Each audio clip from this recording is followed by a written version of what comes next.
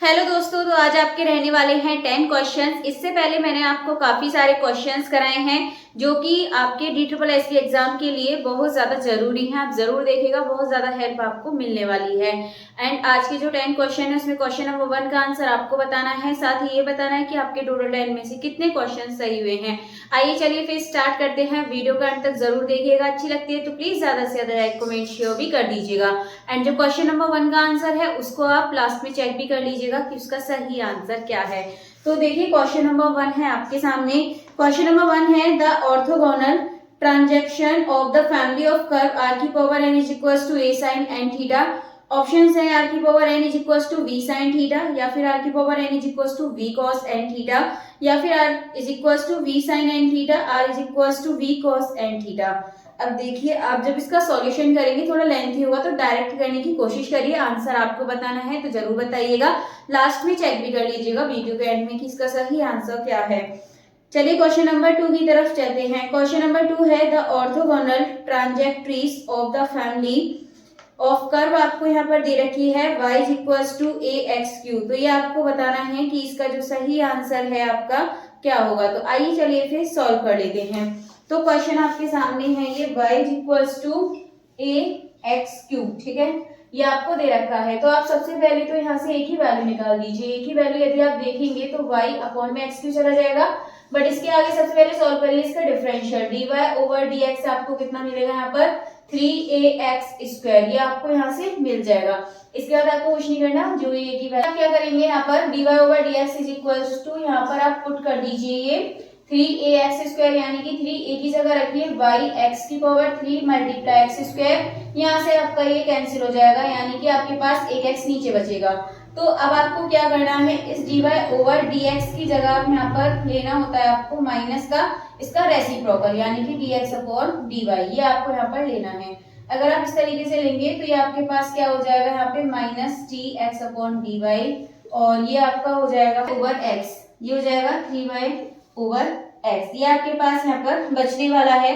अब आप क्या करेंगे, x इधर हो जाएगा minus X D X is equal to में ये पहुंच जाएगा आपका 3y dy। इतना करने के बाद आप सिंपली क्या करेंगे, यहाँ पर इनका इंटीग्रल करिए तो ये हो जाएगा आपका x² अपॉन 2, और इसके बाद यहाँ पर आपका हो जाएगा 3 अपॉन 2 y², और नेक्स्ट आप यहाँ से 2 से 2 कैंसिल हो जाएगा, और ये आपका बचेगा माइनस x², और ये हो जाएगा आपका माइनस का 3y² इज इक्वल टू में आप सी ऐसे एज अ कांस्टेंट आप लिख सकते हैं।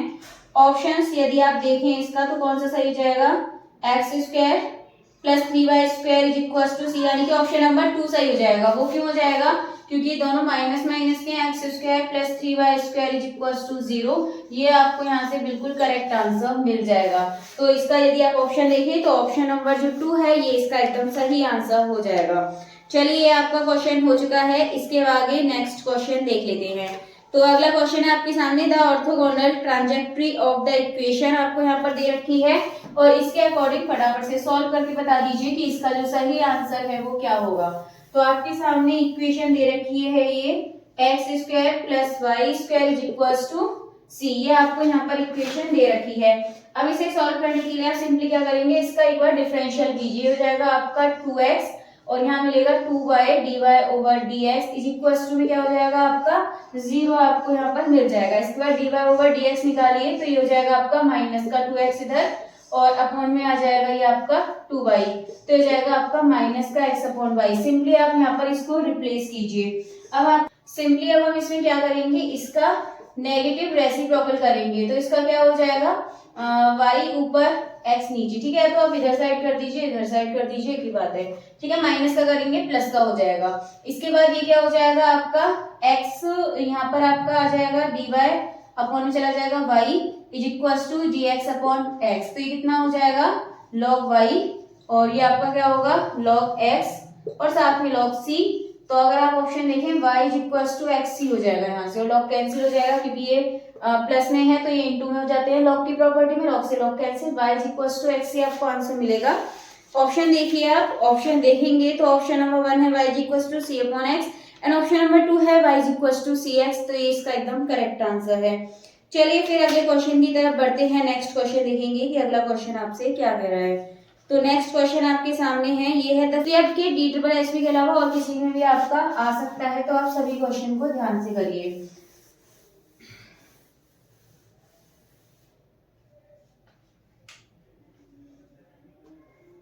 ये है आपका यहाँ पर x y is equals to a, ये आपको यहाँ पर दे रखा है। तो सिंपली आप इसको यहाँ पे सॉल्व कीजिए, x y is equals to a. तो यहाँ पर आपका क्या हो जाएगा, डिफरेंशियल कर दीजिए। डिफरेंशियल करेंगे तो एक्स का हो जाएगा 1, तो वाई बचेगा प्लस वाई, तो एक्स तो आपका ऐसे रहेगा, ये हो जाएगा आपका D Y over D X, और आपको यहाँ पर क्या मिलेगा 0। अब इसके बाद वाई इज इक्वल्स टू निकालिए, minus X D Y over D X आपको यहाँ से मिल जाएगा। इसके बाद वाई और अपॉन में आप एक्स ले आइए, और ये हो जाएगा आपका D Y over D X. इतना आपने कर लिया, और इतना करने के बाद आप यहाँ पर क्रॉस में कर दीजिए, या फिर क्रॉस से पहले आप एक काम करिए, इसको आप चेंज कर लीजिए, यानी कि इसका जैसे माइनस आप इधर लगा सकते हैं, माइनस का इसका नेगेटिव रेसिप्रोकल ले लीजिए। रेसिप्रोकल नेगेटिव लेंगे तो ये हो जाएगा dx अपॉन dy, प्लस का हो जाएगा, एंड ये हो जाएगा y dy is equals to x dx। Simple, तो पहले आप इधर x dx वाले का कर लेंगे, तो ये जाएगा आपका एक्स स्क्वायर, और y का भी करके हम उधर ले जाएंगे, माइनस का वाई स्क्वायर अपॉन में 2 है ये, इज इक्वल्स टू में आप CL2 लिख दीजिए। तो यहाँ पर चाहे स्क्वायर लगाइए, मत लगाइए, इसे लगा सकते हैं आप, कोई दिक्कत नहीं है। तो मिलेगा X square minus Y square equals to C square, या फिर खाली सी भी हो सकता है। तो क्वेश्चन के अकॉर्डिंग हम यहाँ पर देख लेते हैं। तो अगर इसका ऑप्शन देखें तो ऑप्शन नंबर जो 1 है ये इसका करेक्ट आंसर हो जाएगा। X square minus Y square is equals to a, ये इसका एकदम सही आंसर है। चलिए बढ़ते हैं नेक्स्ट क्वेश्चन की तरफ। अगला क्वेश्चन देखेंगे। अगर आपको अच्छी लग रही है वीडियो, प्लीज ज्यादा से ज्यादा लाइक कमेंट शेयर कर दीजिएगा। तो नेक्स्ट क्वेश्चन है आपके सामने, फटाफट से बताइए आंसर। क्वेश्चन आपको यहाँ पर दे रखा है, चलिए करते हैं, इतने आप लोग बताइए। इंटीग्रल फैक्टर IF आपको इसमें बताना होगा, IF निकालना है इसमें आपको। तो ये आपका e की power minus 2x upon root x minus Y root X, ये हो जाएगा आपका dx अपॉन dy इक्वल्स टू 1। सिंपली आप क्या करेंगे, dx नीचे dy ऊपर, तो इधर मल्टीप्लाई हो जाएगा, dy ओवर dx हो जाएगा, dy ऊपर dx नीचे, इधर क्या मिलेगा आपको e की power minus 2 root x upon में root x minus y upon root में x, ये आपको मिल जाएगा। सिंपली आप यहाँ पर इसका या तो आप इसको एक साथ लिख लीजिए, ठीक है, एलसीएम ले लीजिए इसका, तब भी आप इसको कर सकते हैं, और अलग अलग रख के भी फिर भी आप इसको कर सकते हैं। तो दो तरीके आपके पास हैं।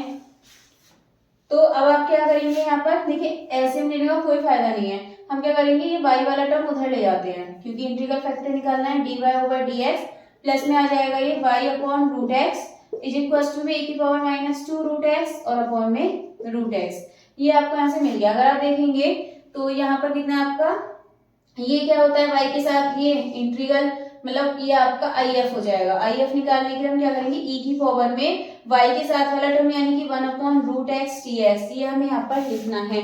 आई होप आपको इतना समझ आ गया होगा कि किसको लिखते हैं इसमें। अब आप यहाँ से इसको सॉल्व कीजिए, और जब आप इसको सॉल्व करेंगे तो e की पावर 2 रूट एक्स, यहाँ से आपको ये इसका आंसर मिल जाएगा। तो इसका यदि ऑप्शन देखें तो इसका जो ऑप्शन नंबर 1 है, e की पावर 2 रूट एक्स, ये इसका एकदम करेक्ट आंसर हो जाएगा। चलिए ये क्वेश्चन भी आपका हो चुका है। नेक्स्ट क्वेश्चन की तरफ बढ़ते हैं। अगला क्वेश्चन देखिए, डायरेक्ट करते हैं, आप करने की कोशिश कीजिएगा। क्वेश्चन है, गिवन बिलो आर 2 स्टेटमेंट, दो स्टेटमेंट आपको दे रखे हैं, स्टेटमेंट 1 एंड 2, दोनों को आप पढ़िए, मैं इसका आंसर बता देती हूँ, आप एक बार सॉल्व करके देख लीजिएगा। इस तरीके के क्वेश्चन आपको आते हैं। तो इसका जो ऑप्शन नंबर 1 है, both statement 1 and statement 2 are correct, ये आपका सही हो जाएगा।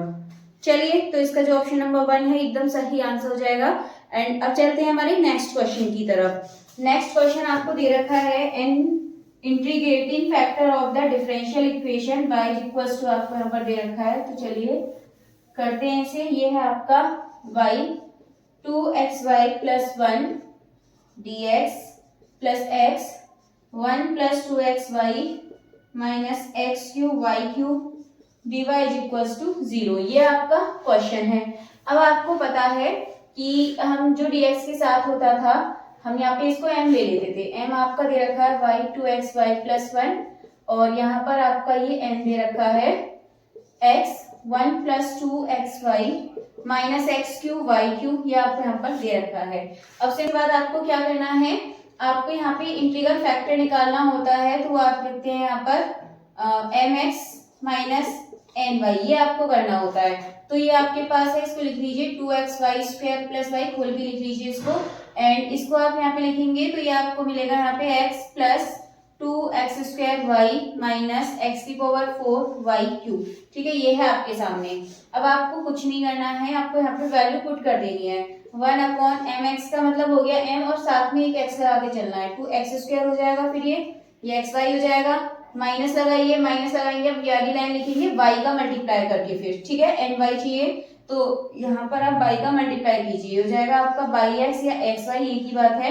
ठीक है, xy एंड इसमें y का करेंगे तो ये हो जाएगा आपको माइनस हो जाएगा ये, तो 2x² y² एंड ये हो जाएगा आपका प्लस, ये हो जाएगा x4 और y⁴ ये आपको यहाँ से मिलेगा। अगर आप यहाँ पर देखें तो यहाँ पर आपको क्या देखने के लिए मिल रहा है, 2x² y², ये आपका कैंसिल हो जाएगा, ये आपका कैंसिल हो जाएगा। सिंपली आपको यहाँ पे क्या मिला, 1/x⁴ अपॉन मतलब 1/x⁴ इंटू y⁴। तो आप यहाँ से ऑप्शन देखिए, जो ऑप्शन नंबर 2 है, इसमें आपको आंसर मिल जाएगा और ये आपका बिल्कुल सही आंसर हो जाएगा। ठीक है, 1/x⁴ y⁴ इसका सही आंसर है। चलिए नेक्स्ट क्वेश्चन की तरफ बढ़ते हैं, अगला क्वेश्चन देख लेंगे।